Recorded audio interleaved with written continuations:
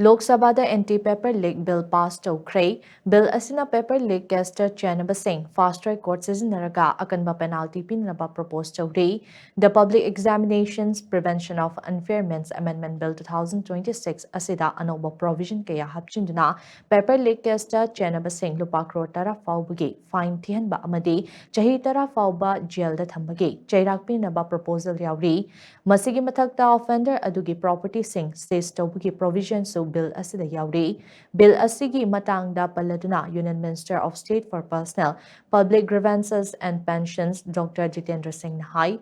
Amendment Bill asina law asi hena kantil handuna paper leakers singi achumba while atuba da fanghanabagi pandam thamli. Bill asi pass tawraba matungda lower house ki section adu ngasi ayuk pung 13 fawba adjourn tawki.